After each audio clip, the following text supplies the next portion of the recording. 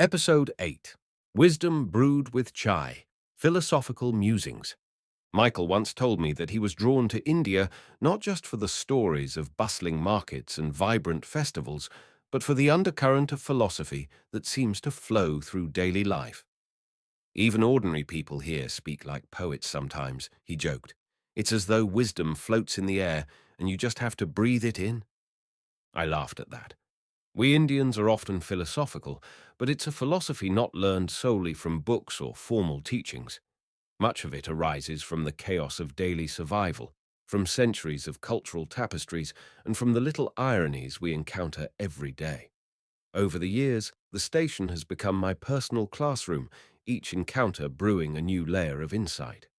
As the days passed and Michael's notebook filled with interview notes, he started specifically asking me about my outlook on life, about fate, faith, resilience, laughter, loss, and human connection.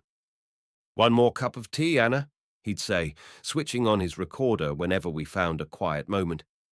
"Tell me more about your personal reflections." I was initially hesitant. In my mind, I was just a chai walla, not a formal philosopher or scholar. But Michael insisted that everyday philosophy can be the most profound kind. And so, over several conversations, sometimes in the early morning hush, sometimes late at night under flickering station lights, I shared my musings. Below, I've woven those conversations together, to the best of my memory, in this single narrative. Think of it as my life's wisdom, steeped in hot chai and stirred with a battered spoon. The kettle, the leaves, and the steam. "Why do you think tea is so central to Indian life?" Michael asked me one drowsy afternoon, as we sat on a bench watching a train depart for Madurai. I took my time, gazing at the kettle on my cart. Steam curled upward in delicate wisps. "I often liken chai to life," I began. "You start with water, plain, neutral, essential. You add tea leaves, bitter at first, like struggles or hardships. Then come the spices, ginger, cardamom, maybe masala. These are the joys, the flavors, the small delights that dance on your tongue. You let them simmer together, endure the heat. Finally, you add milk and sugar to soften it all, to bring sweetness and balance. That transformation, from raw ingredients to a comforting drink, reminds me of how experiences blend to form who we are." Michael scribbled furiously in his notepad.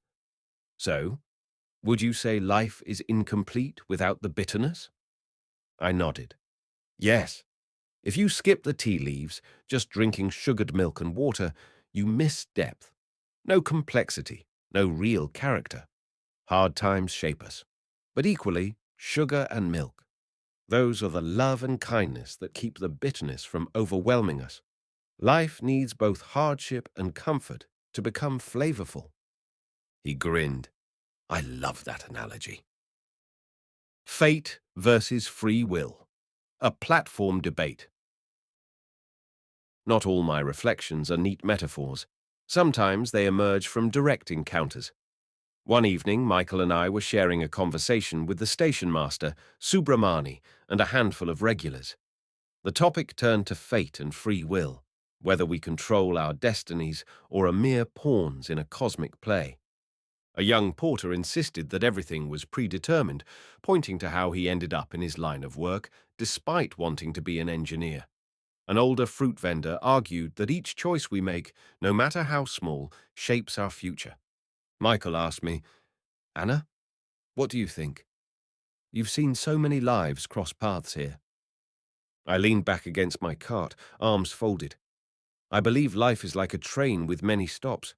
Fate might be the track layout, the route, but free will is the choices you make on each platform, when to board, when to get off, whether to take a seat or stand by the door, how you treat your fellow passengers.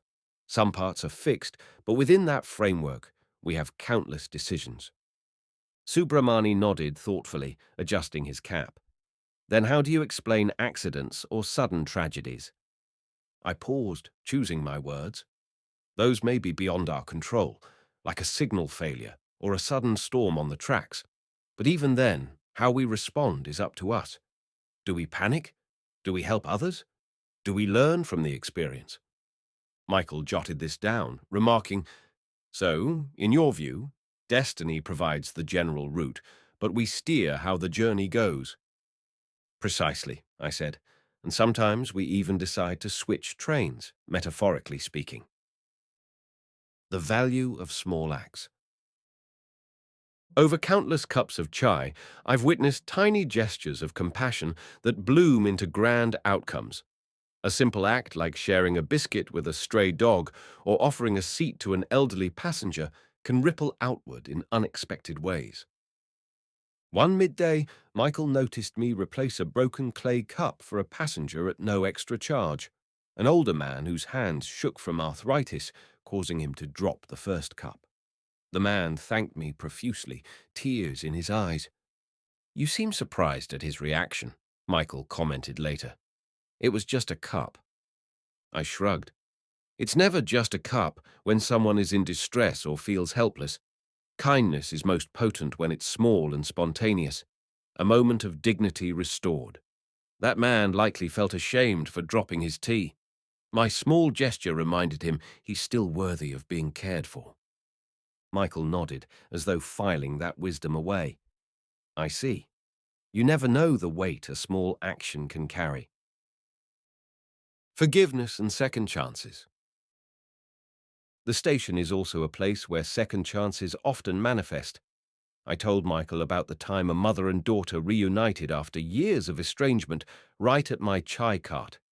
The mother had travelled from a distant city, uncertain if the daughter would even meet her. But meet they did, tears flowing, words tumbling forth in a flurry of apologies and explanations. They bought 2 cups of chai, I recalled. They sat on that bench, I pointed near the pillar, talking for hours, eventually leaving together, hand in hand. Michael asked, "What do you think changed in that moment?" "Forgiveness," I answered simply. "Sometimes it's not about who was right or wrong, it's about acknowledging the hurt and choosing to move forward together rather than apart." He let out a soft sigh. "You really see everything here." I chuckled. If you stand long enough in one place in India, all of life eventually passes by. This station is living proof. Humor as a shield and a sword. Anyone who frequents Thirupallur station knows me by my laughter. But humor, to me, isn't just a quirk. It's a survival skill.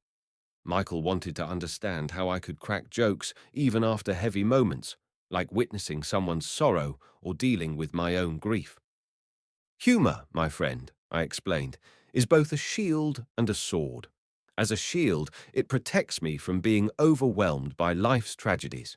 It allows me to keep functioning, to maintain hope. As a sword, it cuts through tension, bridging gaps between people. Sometimes a well-timed joke can unite strangers, diffuse anger, or give someone the courage to face another day.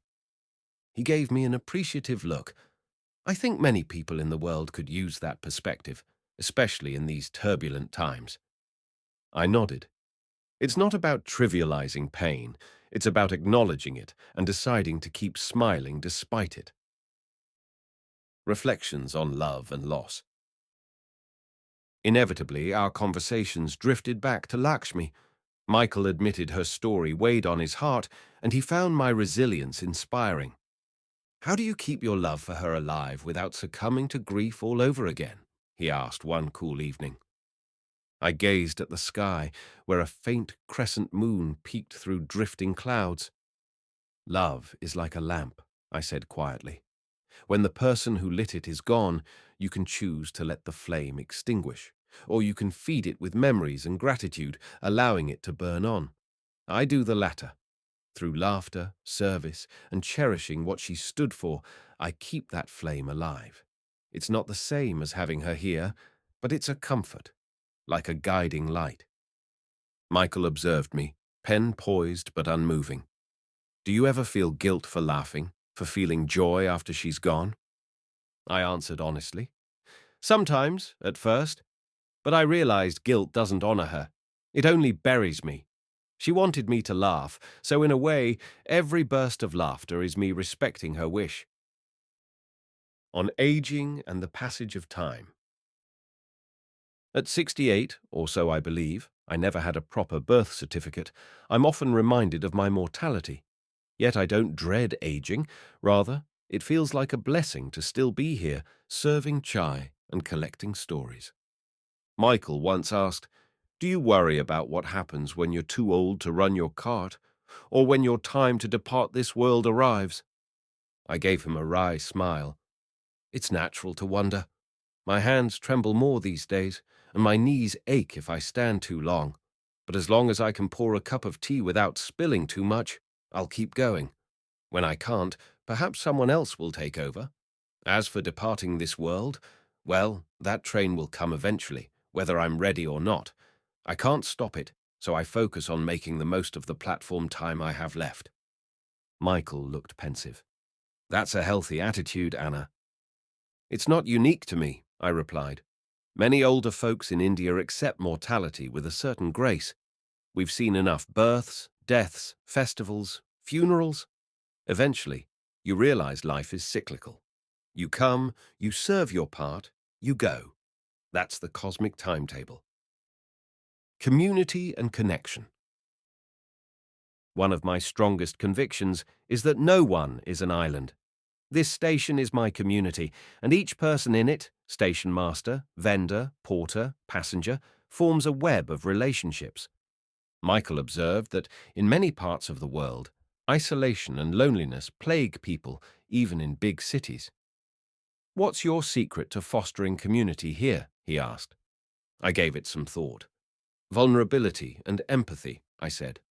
"When people see I genuinely care, remembering their names, asking about their family, barriers melt. It's not rocket science. It's about consistently showing up with a smile and a listening ear. If someone is short on change, I don't harass them. If a traveler is upset, I offer them tea and a friendly word. Over time, trust grows." Michael smiled. "You make it sound so simple." I spread my hands. "Because it is simple, in principle. The challenge is doing it every day, no matter your own mood or struggles. But that's what truly builds community, a steady effort to see and value each other." The philosophical interlude with the local priest. A memorable night saw me, Michael, and a local temple priest from a nearby Shiva temple sitting together on the platform, the trains momentarily absent. The priest, a scholarly man in his 50s, joined us after finishing his temple duties. In a soft voice, he spoke of the concept of nishkama karma, action without attachment to the fruits of that action. He turned to me and said, "You serve chai without expecting wealth or fame. You do it lovingly, with genuine service. That is a form of nishkama karma, Gopal." I blinked in surprise. "I never thought about it that way, Swamiji. I just do what I know best." He smiled warmly. "And that is why it holds spiritual value. The simplest tasks, done with sincerity and detachment, become offerings to the divine."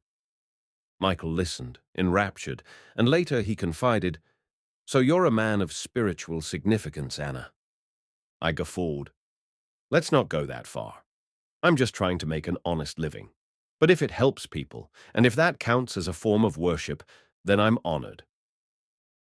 Contradictions and reconciliations. Sometimes Michael pressed me on the contradictions of India.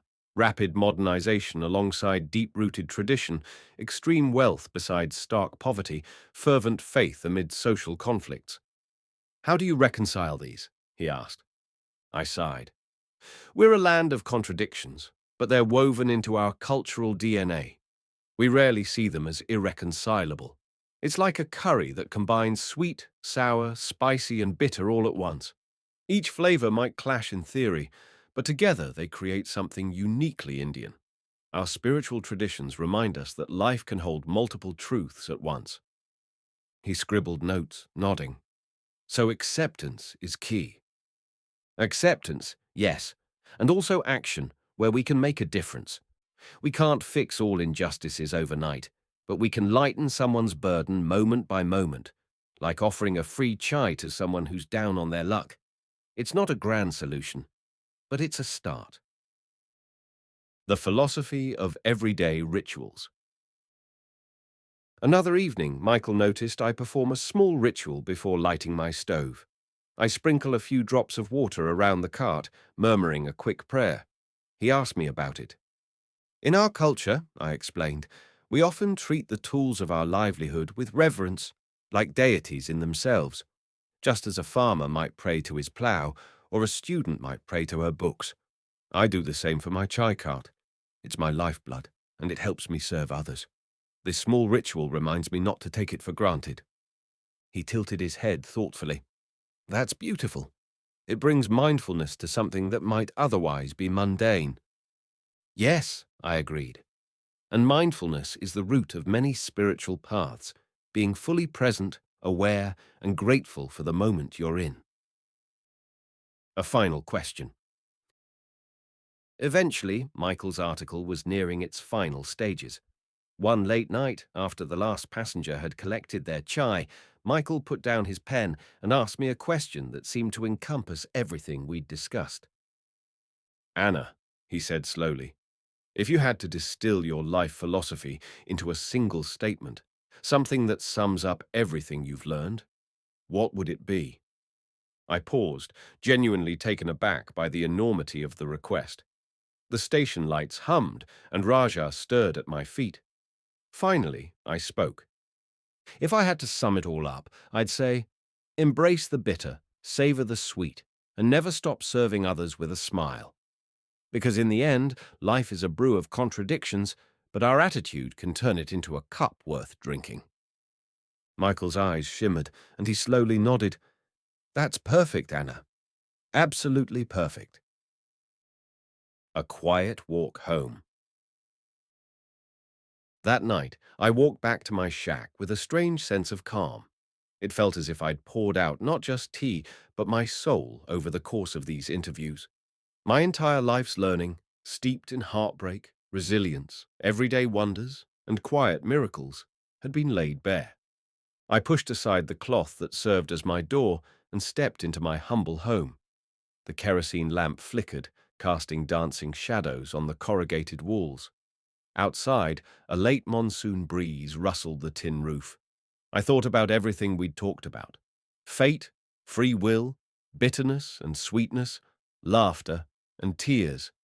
So many stories, each carrying a lesson. In the corner, the old trunk where I kept my few belongings caught my eye. On top sat a small framed photo of Lakshmi. I walked over, gently touched the edge of the frame, and murmured, "We've come a long way, haven't we?" I couldn't hear her voice, but I felt her approval in the warmth of my memories. Then, almost reflexively, I let out a soft laugh, because I sensed that's exactly what she'd want me to do. Tomorrow, the station would wake again at dawn. More travellers, more stories, more cups of tea, another chance to practice that humble brand of philosophy that's kept me afloat all these years. And I would be there, smiling, ready to serve.